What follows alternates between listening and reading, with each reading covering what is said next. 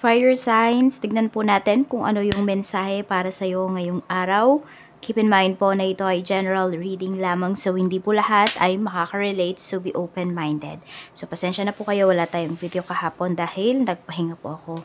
Kasi sobrang mga negatives yung mga napipick up ko through my private readings. Ayan, so cleanse muna natin yung space, yung energy. Ayan, yung iba din sa inyo, kung may mga nasagap din kayo nitong mga nakakaraan.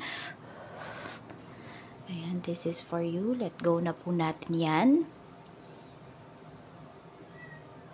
At simulan na po natin ang reading mo. Pero bago yan, kung interested po kayo sa ating private readings, sa ating Evil Eye Amulet Necklace, at sa ating Tears Bracelet, makikita nyo po yung link sa description box. Ayan, yung Facebook ko naman po is Tarot Intentions by Aliana Reyes. At yung email, nandiyan na din po. So, tignan po natin ano ba yung mensahe para sa'yo. Nag-ship din po tayo internationally. Okay, tignan natin ano ba yung mensahe para sa'yo ngayong araw na ito. Spirit Guide, mensahe po natin.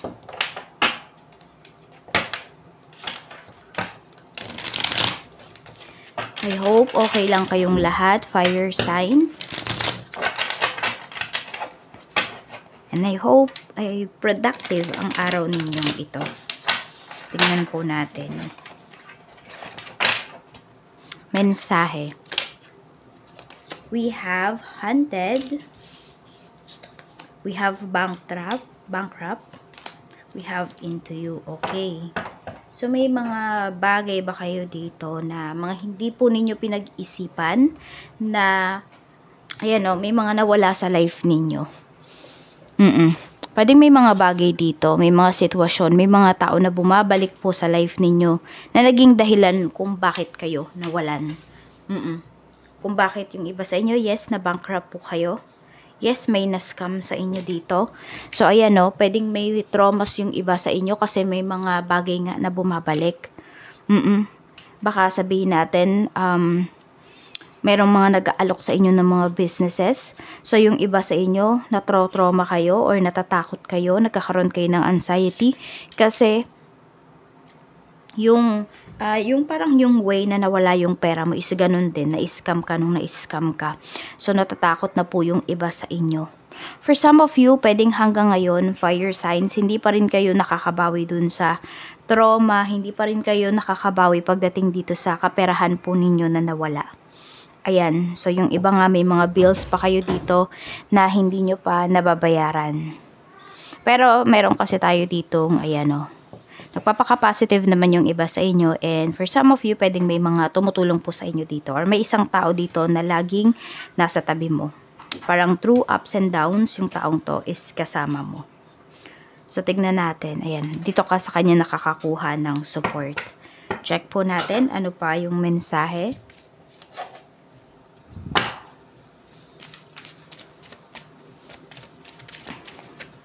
We have perfect fit.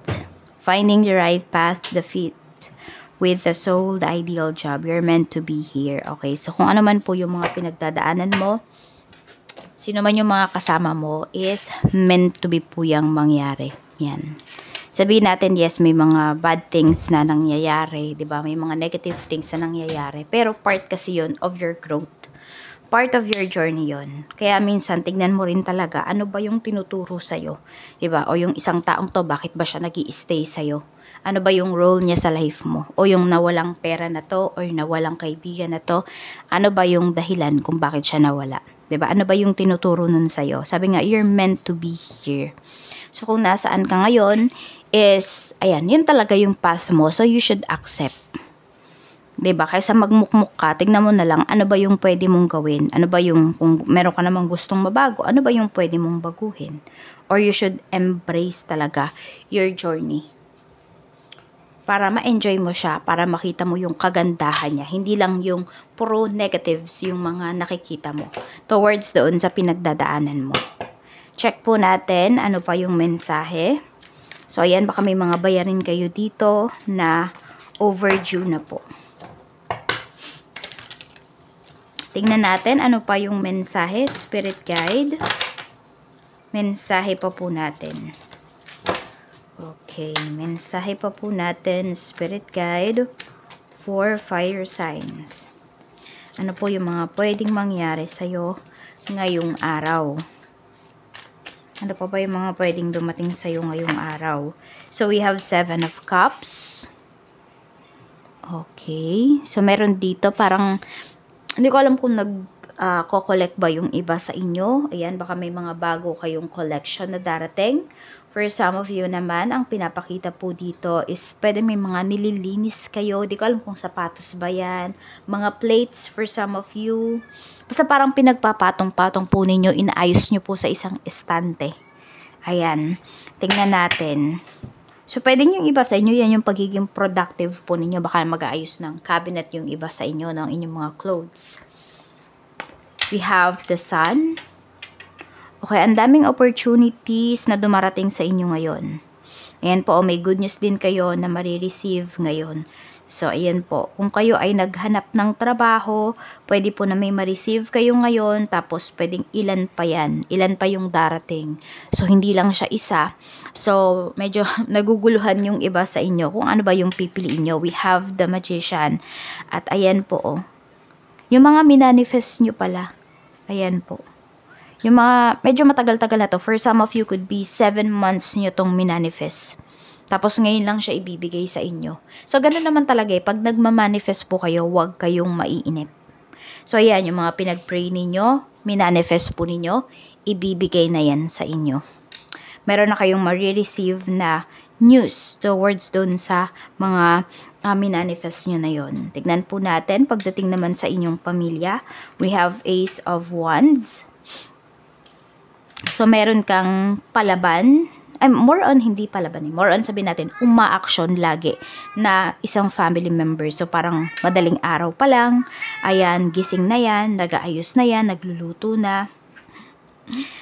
We have 7 of Coins or yan. So, napakasipag, napaka-productive nitong family member mo na to. Ayan po. Basta napakasipag niya talaga. Ayun yung nakikita ko dito. So, hanga ka sa kasipagan ng taong to. So, yun. Basta, consistent yun.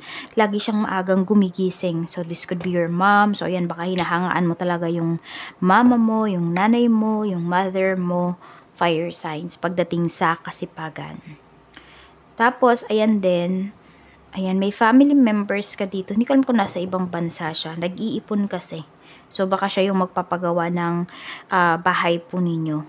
So, pwedeng kapatid mo to. So, pwedeng iba naman sa inyo nagtutulungan kayo dito. Pero mas malaki kasi yung ibibigay niya. Pwede rin na ikaw to. Fire signs. Sa pagdating naman sa iyong mga kaibigan, we have 5 of Coins. Ayan. Tapos, we have Knight of Swords. So, ito, mag-iingat ka kasi pwedeng may mga kaibigan ka dito na mahilig sa sales. So, pag may mga sales, pwedeng lagi ka nilang niyayaya. Yung iba sa inyo, pwedeng yan yung isa sa mga bad habits mo ninyo. Okay, yung mga ano yun, yung mga hindi okay na pag-handle ninyo ng inyong finances. Pag nayaya po kayo, hindi kayo nakakatanggi. Pagdating sa mga friends mo.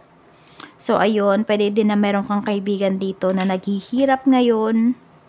So, it's either meron siyang ibebenta sa'yo na valuable things. Hindi ko alam kung may ibebenta sa'yo or may isasanla sa'yo tong kaibigan mo. Parang, basta kailangan niya lang talaga ng pera ngayon. Hindi ko din alam kung sa bisyo niya ba yan ginagamit. Kasi parang, anong-ano talaga siya eh. Yung, nagmamadali ba? Yung parang, kunwari, 10,000 yung value nung inaalok niya sa'yo, pero ibibigay niya na lang sa'yo ng 2,000. Tipong ganun. Yung nagmamadali talaga siya. Hindi ko nakikita na sa sobrang importanteng bagay niya yung gagawin. Pwedeng, ano na naman siya, nakakagawa na naman tong kaibigan mo ng mga bagay na hindi niya pinag-isipan. Ayan. Pwede kasi sa'yo niya yan ialok. So, pag-isipan mo din kung tutulungan mo ba siya.